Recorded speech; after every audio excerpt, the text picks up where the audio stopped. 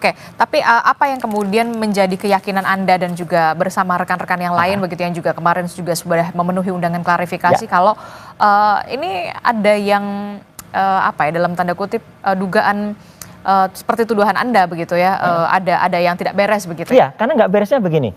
Katanya kan kita hormati ya, Jokowi katanya ijazah saya tidak pernah dikeluarkan sama sekali. Ya gitu. Tapi bukannya kemarin pas di Bareskrim itu betul. Itu dititipkan Oke, untuk apa-apa. diberikan. Kita hormati itu. Tapi artinya berarti ada ijazah yang sebelumnya sudah keluar.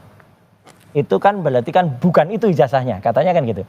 Oke. Nah, berarti ijazah yang pernah ditunjukkan oleh salah seorang kader partai, ya, itulah seharusnya justru terlapor. Dia harusnya disebut membuang hoax ya gitu atau kemudian menyampaikan hoax. Karena apa? Karena jelas betul yang dia sampaikan ini biar nggak ribut atau biar tenang lebarannya. Waktu itu tanggal 1 April dia bilang inilah yang asli.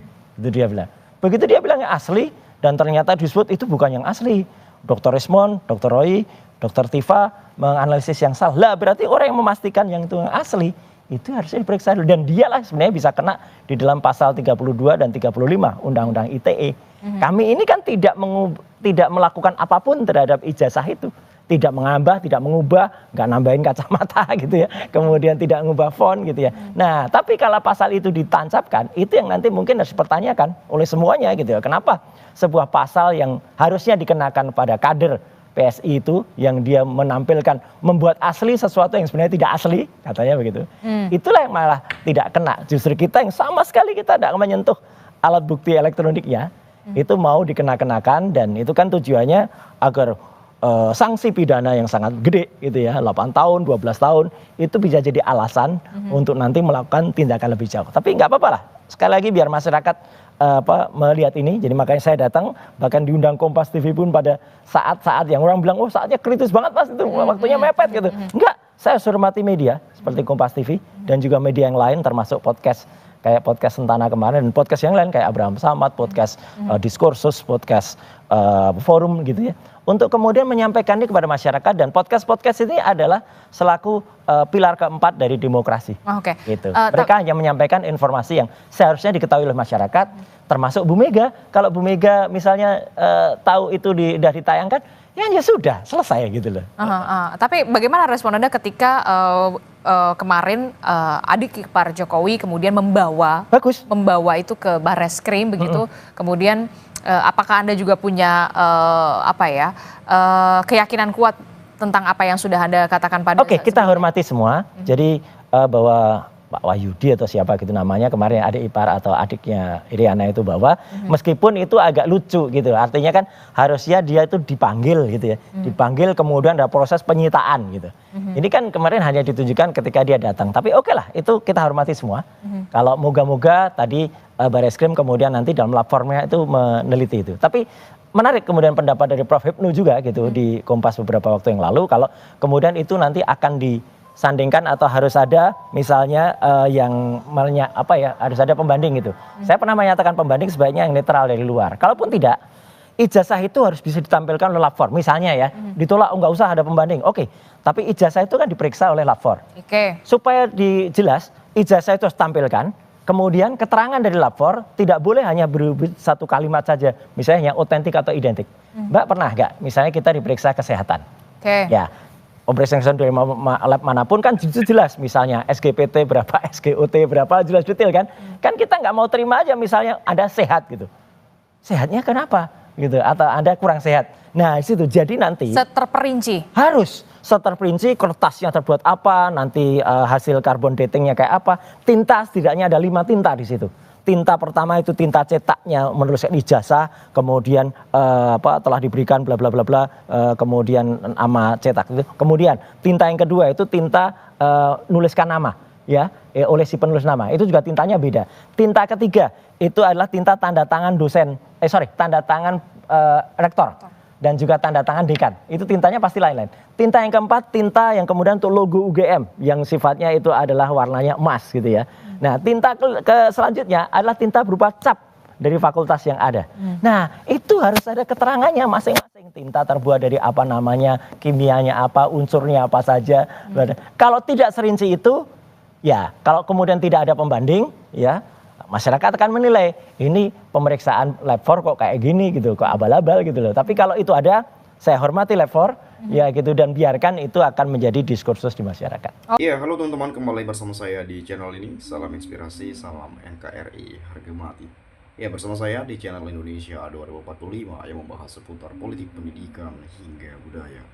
Ya, tentu terkait ijazah tuduhan kepada Pak Jokowi yang katanya ijazahnya palsu, dan sampai saat ini persoalan dan kasus ini pun belum selesai, tak kunjung tuntas ya. Nah, tentu memang kalau kita melihat bahwa situasi saat ini harusnya biologika kita berpikir ya, kenapa harus genting kalau persoalan ijazah saja? Bukankah ijazah itu suatu kebanggaan? Ijazah bukan aib, kenapa tak mau menunjukkan ke permukaan? Sudah sejak dari dulu dipertanyakan kurang lebih seperti itu, tetapi ya Pak Jokowi tidak atau enggan untuk menunjukkan.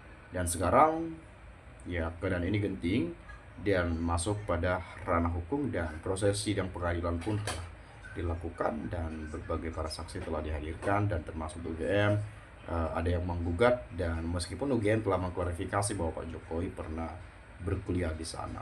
Dan kemudian seperti halnya tahun 2017 lalu, di mana ketika Pak Jokowi mengatakan Kasmujo dosen pembimbingnya, tetapi baru-baru ini viral video beredar bahwa Pak Kasmujo membantah hal itu, bahwa dia tidak pernah menjadi dosen pembimbing Pak Jokowi, dan bahkan dia akhir-akhir ini menjadi sorotan dengan pernyataan tersebut. Nah, kalau saya melihat di sini penilaian teman-teman kita, walaupun pihak resmi UGM mengakui keabsahan ijazah, Raja Panji tetap menuntut kita agar harus percaya kepada dirinya. Anda dan kawan-kawan yang keluar-keluar palsu dengan kedok digital forensik, tak perlu banyak alasan, jejak digital Anda membuktikan. Roy Suryo stop menfitnah orang lain, sudah pernah masuk penjara karena menyebarkan berita bohong. Sibuk banget meyakinkan orang Roy, yang lain tinggal nonton aja kok. Lah gimana? Kalian itu yang menyatakan ijazah itu palsu, padahal kalian nggak lihat yang asli, malah mau melempar kesalahan ke orang lain. Sudah panik kalian ya. Ternyata Anda takut juga masuk penjara ya, tetapi tidak takut fitnah orang. Sekarang coba berlindung di balik kambing hitamkan orang lain. Tidak baik caramu bang ya, atau bung ya.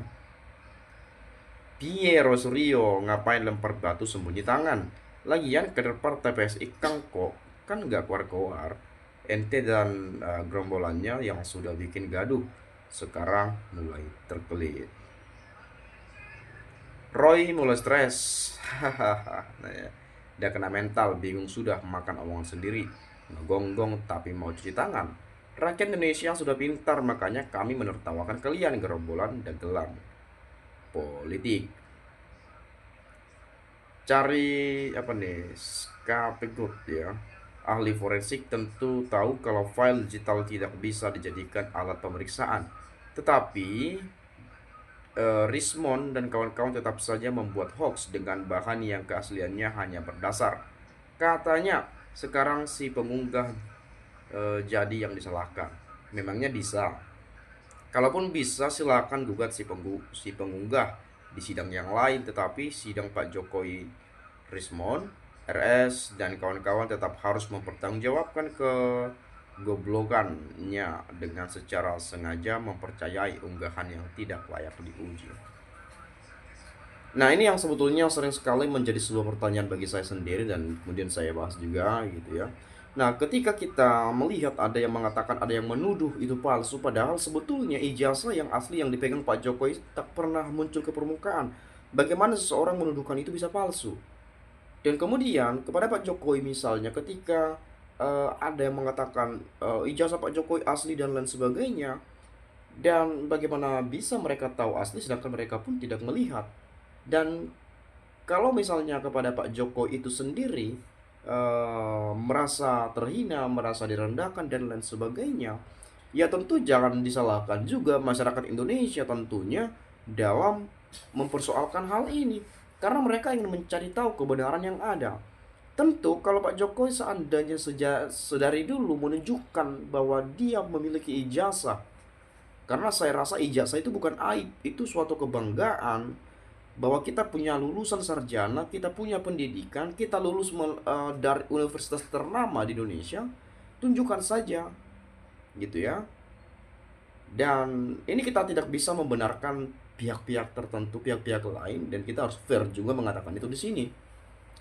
Dan kemudian misalnya kepada Bung Roy Suryo dan CS gitu ya, dan kawan-kawan dan seterusnya, ya harusnya ya kalau memang menuduh, ya harus setidaknya pernah melihat ijazah itu dulu.